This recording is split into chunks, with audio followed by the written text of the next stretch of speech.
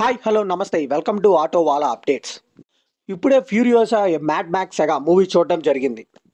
2015లో Mad Max Fury Road ఈ movie మనందరం చూసే ఉంటాం. ఈ మూవీకి అప్పట్లో అయితే చాలా ఆస్కార్లే వచ్చాయి. ఈ మూవీ అయితే దానికి ప్రీక్వెల్గా వచ్చింది. ఆ ప్రీక్వెల్లో ఫ్యూరియోసా అనే రోల్ ఎక్కడి నుంచి వచ్చింది, ఈ వలయాల్లో ఎలా చిక్కుకుంది అని తెలియాలంటే ఈ మూవీ చూడాలి.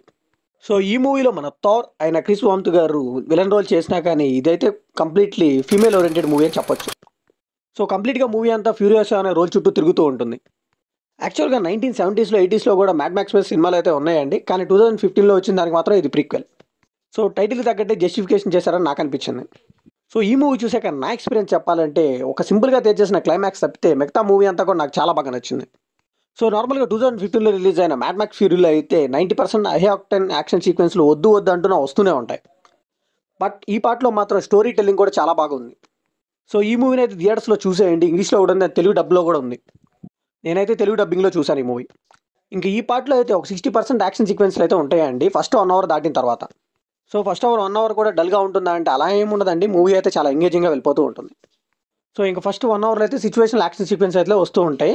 ఫస్ట్ 30 మినిట్స్ మాత్రం అస్సలు మిస్ అవ్వకండి. మీరైతే లేట్గా వెళ్ళకండి మూవీకి. ఎందుకంటే ఫస్ట్ 30 మినిట్స్లో అయితే మంచి డ్రామా బిల్డ్ చేశారు మూవీలో. ఆ డ్రామా కూడా విత్ డీప్ ఎమోషనల్ డెప్త్తో ఉంటుంది. బట్ యాక్షన్ సీక్వెన్స్ మాత్రం 2015 మూవీ అంత ఉండకపోవచ్చు, కానీ ఈ మూవీ అయితే పర్లేదు అనిపించింది. సో ప్రీక్వెల్ కాబట్టి మనం 2015 మూవీ చూడాల్సిన పని లేదా అంటే చూడకపోయినా పర్లేదు, కానీ చూసిన వాళ్ళకైతే ముందే అర్థమైపోతాయి కొన్ని సీన్స్. ఫర్ ఎగ్జాంపుల్ అక్కడ ఫిక్షనల్ ఏంటి, సో అక్కడ బానిసలుగా ఎందుకు ఉంటున్నారు, ఇంకా చనిపోయే ముందు వైస్ట్రై ఎందుకు యూస్ చేస్తారు. సో ఇలాంటి కనెక్షన్స్ కోసం అయితే 2015లో రిలీజ్ అయిన మ్యాడ్ మ్యాక్స్ ఫ్యూరీ కూడా ఒకసారి చూసి వెళ్ళండి. సో సినిమా అయిపోయిన తర్వాత కంటిన్యూషన్ కూడా మ్యాడ్ మ్యాక్స్ ఫ్యూరీతో కనెక్ట్ చేశారు. బట్ సినిమా అయిపోయిన తర్వాత చాలాసేపు వెయిట్ చేశానండి, ఎండ్ క్రెడిట్స్లో అయితే ఏమీ రాలేదు. ఇంక ఈ మూవీని ఫ్యామిలీతో చూడొచ్చా అంటే ఒక చోట ఒక పెయింటింగ్ ఉంటుందండి లేడీస్ది, అది కొంచెం ఇబ్బంది పెట్టచ్చు, 5 సెకండ్స్ మాత్రమే. అండ్ ఈ మూవీ అంతా వైలెన్స్ అయితే మనం చెప్పాల్సిన పని లేదండి. చేతులు నరుకోవడం, కాలు పడిపోవడం ఇలాంటివి చాలా చూపిస్తుంటారు. వైలెన్స్ అయితే నెక్స్ట్ లెవెల్లో ఉంటుంది. ఇంక ఈ మూవీ బేసిక్ స్టోరీ ఏంటంటే సినిమా ఓపెనింగ్ సీన్ చిన్నపిల్లైన ఫ్యూరియస్ అని కొంతమంది బంధించి తీసుకెళ్తూ ఉంటారు.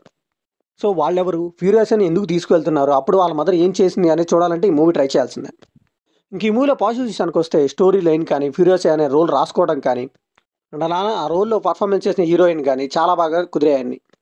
ఇంకా విలన్ రోల్ మన తోలైన క్రిస్ వామ్త్ గారి పర్ఫార్మెన్స్ అయితే నెక్స్ట్ లెవెల్లో ఉందని చెప్పాలి.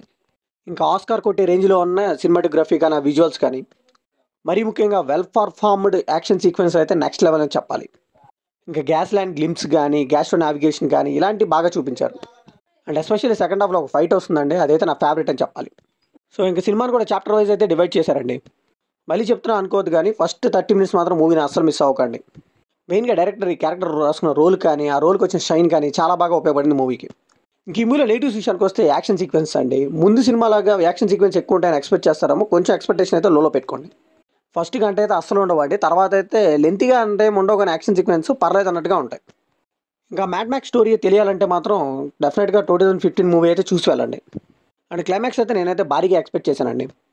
చాలా సింపుల్గా 1-to-1 కన్వర్జేషన్ లాగా తేల్చేశారు. సో ఫైనల్గా ఈ మూవీకి మనం ఇచ్చే వర్డిక్ట్ అంటే ఈ సినిమా అయితే ఖచ్చితంగా థియేటర్కి వెళ్ళి చూడగలిగే ఇంప్రెషన్స్ అయితే చాలా పుష్కలంగా ఉన్నాయని చెప్పాలి. సో ఎవరైనా మ్యాడ్ మ్యాక్స్ ఫ్యాన్స్ ఉంటే మాత్రం ఈ మూవీని పక్కా ట్రై చేయండి. సో ఇది కంప్లీట్లీ నా ఒపీనియన్ మాత్రమే. మరి ఈ మూవీ మిగిలిన అనిపించింది కాబట్టి షేర్ చేసుకోండి, లైక్ చేయండి, షేర్ చేయండి, వెళ్ళే ముందు సబ్స్క్రైబ్ చేసుకోండి.